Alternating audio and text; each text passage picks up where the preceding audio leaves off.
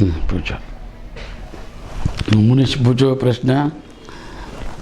आपने अमृत सिद्धि योग के बारे में बताया, अब दूसरे भी इसका बता दीजिए। हाँ, देखो जैसा अमृत सिद्धि योग होता है वैसा कुयोग भी होता है। अमृत सिद्धि योग यानी सुयोग, सम सिद्धि, और इसे शुभ कार्य करने के लिए शुभ दिन माना जाता है। ऐसा अशुभ भी होता है क्यों, सूर्य और चंद्र है, अमावस्या पूर्णिमा है, शुक्ल पक्ष कृष्ण पक्ष है, तो उसके कारण शास्त्रों में ज्योतिष शास्त्र के अनुसार तो ज्वाला योग, दग्ध योग, ये विचित्र योग है। उसमें जैसा अपघात होना, मृत्यु होना, आग लगना, स्फोट होना, युद्ध होना, ये तत्क्षण फल देता है। तो जैसा अमृत सिद्धि योग में अच्छा कार्य फल देता है, ऐसा बुरा योग में ज्वाला योग करके आता है।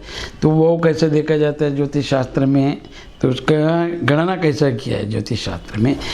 अमृत सिद्धि योग जो है वार और नक्षत्र लिया है, पर हुआ का उस योग में, ज्वाला योग में तिथि और नक्षत्र लिया गया। जैसा वो शुक्ल पक्ष हो, जो कृष्ण पक्ष हो, और बुरा जितना भी योग है, ज्वाला योग, दग्ध योग, अतिगंड योग या कुयोग, ऐसा बोला जाता है इसको।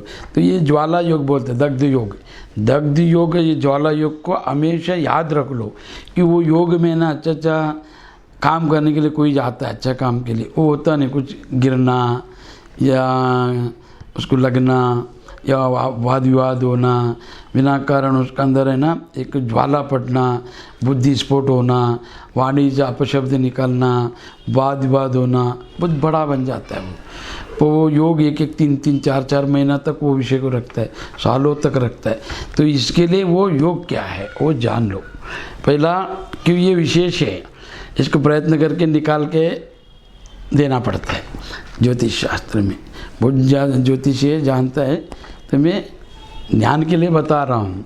तो जैसे अमृत सिद्धि योग में शुभ कार्य करने के लिए लिया, ऐसे ही ज्वाला योग में मांत्रिक, तांत्रिक, ये गुंडागर्दी करने वाला, राजनेता, चुगलखोर या किसी से बदला लेने के लिए यह तंत्र प्रयोग, मंत्र प्रयोग, यंत्र प्रयोग या चुगली लगाना या आपस में विवाद कराना या किसी को बुरा करना, जासूसी करना या उनका कुछ छीनना या उनका कुछ लेना, तो ये सुलभ हो जाता है। उसमें बुरा करके भी उसको फल नहीं मिलता है और उसका बुरा कोई बताएगा भी नहीं। तो ऐसा क्यों होता है, तो ये ज्वाला योग के कारण उसको दग्ध योग बोला है। तो वहाँ पर तिथि और नक्षत्र लिया जाता है। जैसा प्रतिपदा तिथि, पहला तिथि और मूल नक्षत्र आया, तो तुम्हें ना उसके घर में जाके कुछ भी चोरी करके लो, कोई देखेगा ही नहीं। इसको हो गया। तो प्रतिपदा तिथि में मूल नक्षत्र और पंचमा तिथि में भरणी नक्षत्र आने से दग्ध योग होता है।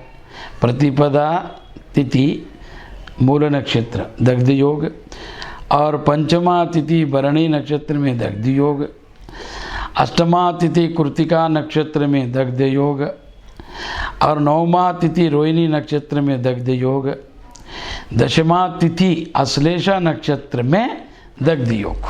तो ये क्या क्या कार्य करने, इसका विवरण करता हूँ मैं। तो मूल नक्षत्र में जैसे चोरी करने वाला या लूटने वाला, डकैती करने वाला, उसको शीघ्र फल मिलता है।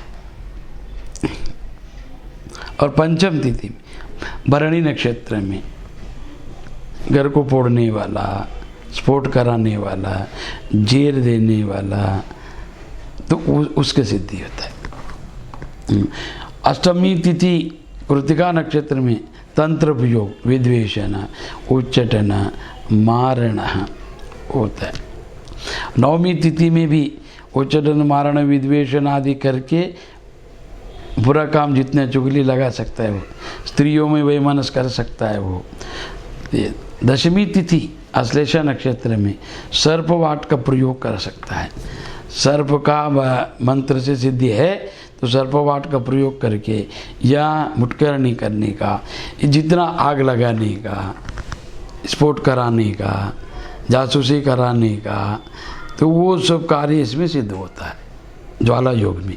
तो ये जो तांत्रिक मांत्रिक जैसा गुंडागर्दी करने वाला, राजनीति, बदला लेने की भावना जो रखते वो कर सकते, मगर सब नहीं करने का। तो ये योग है, जानकर वो दिन शुभ कार्य मत करो।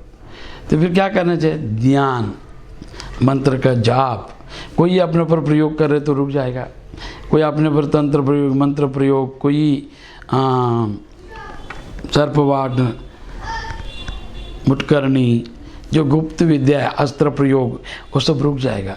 तो ये ज्वाला योग में, दग्ध योग में, जैसा ज्वालामुखी देवी, ये काली, कराली, तो ये भद्रकाली, तो इनका साधना करने से भी शीघ्र सिद्धि होता है,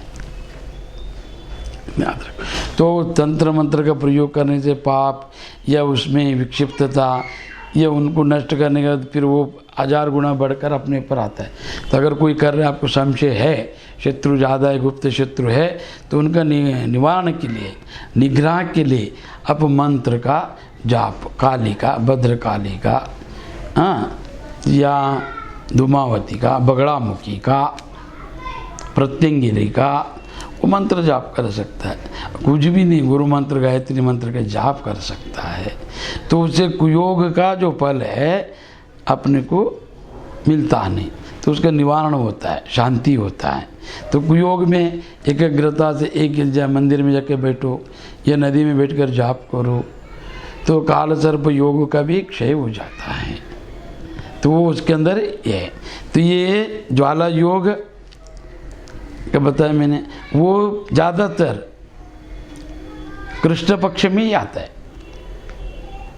अमृत सिद्धि योग शुक्ल पक्ष में और ज्वाला योग जो है कृष्ण पक्ष में आता है। तो वो भी ठीक है। आजकल अब शत्रु निवारण अगर चुप ही रिया, अगर आदमी शांत है, आध्यात्मिक है, निष्ठावंत है, ये कलयुग है। जो आध्यात्मिक है, निष्ठावंत है, उसको ज़्यादा उन लोग टॉर्चर करते हैं, उसको ज़्यादा सताते हैं। क्यों? देखता है ये योग्य है क्या, अयोग्य है क्या है। तो ज़्यादा मौन रहना, चुप ही रहना, तो क्या होता है, वो कमजोरी समझता है। फिर तंत्र प्रयोग, आदमी झूठा आदमी का मुँह बड़ा रहता है, अन्याय करने वाले का हाथ बड़ा रहता है, वो हजारों हाथ से अन्याय कराएगा, जासूस रखेगा, तंत्र प्रयोग करेगा, मंत्र प्रयोग करेगा, ईर्ष्या करेगा, गुंडा लोग को भेजेगा, या हर तरह का कूटनीति करते ये कलयुग में। तो इसके लिए आपको लगा कोई गुप्त शत्रु हमारे ऊपर प्रयोग कर रहे, तो गुरु स्थान में या काली मंदिर में, शिव मंदिर में, भैरव मंदिर में जाकर जो उग्र देवता है उनका सन्निधि में रहकर, और शिव जी सब देवताओं का देव है, तो महादेव है, तो सब देवता उनके अधीन है, ज्ञान और मोक्ष देने वाला, और वहाँ पर मृत्युंजय देव है, तो आपको तर देगा। तो मृत्युंजय मंत्र का जाप करो, ये भैरव का जाप करो, काल भैरव का या शिव का, उतना भी करेगा तो भी ये कुयोग का फल उसको मिलता नहीं। और कुयोग में अगर जाप करने से आप अगर उग्र देवता का जाप किया तो सिद्धि होता है, ये याद रख लो। और सिद्धि हुए ना हुए, काल सर्प का दोष निवारण होता है। तो वो जाप करने के देवी का, चंडी का, दुर्गा का, तो ये उसके लिए है। तो ये बताया इसके लिए कि आप लोग उसको जाने और अपना रक्षणा करें उस योग से। अगर आप वो योग में अगर कार्य कर रहे तो बुरा होएगा, उसको बचने के लिए एक। और दूसरा, वो योग अगर जान लिया आप तो चुप बैठो, कुछ मत करो, आराम करो। नहीं, आराम नहीं करते तो जाप करो, सिद्धि प्राप्त हो जाएगा। तो इस हेतु से बताया मैंने, अगर आपका शत्रु भी है, योग्य लगता है, आपने उनको हर तरह से समझा है, समझता नहीं, आपके प्राण के ऊपर आया है, तो आप भी उसका प्रयोग कर सकता है। न्याय सम्मत रह के किया तो ईश्वर गुरु आपको साथ देगा। न्याय सम्मत नहीं है तो किसी का आशीर्वाद मिलता नहीं। तो इसके लिए तो ये मैंने आपको अमृत सिद्धि योग किसके लिए बताया, और ये ज्वाला योग, कि आप उसको जानकर सुलभ अपने कार्य को कर ले, आपका कार्य सिद्धि हो। और ज्योतिष शास्त्र में ये गुप्त है, जो जानकार है वही इसको बता सकता है। अनेक लोग हैं जानकार लोग, ऐसा नहीं। तो मैंने आपको ये कार्य सिद्धि के लिए, शुभ कार्य के लिए और अशुभ कार्य के लिए बताया। तो ये जानकर अब सुखी बने। जय जय गुरुवंदन। गणम पार्वती पतिश्वर राम महादेव। हो गया।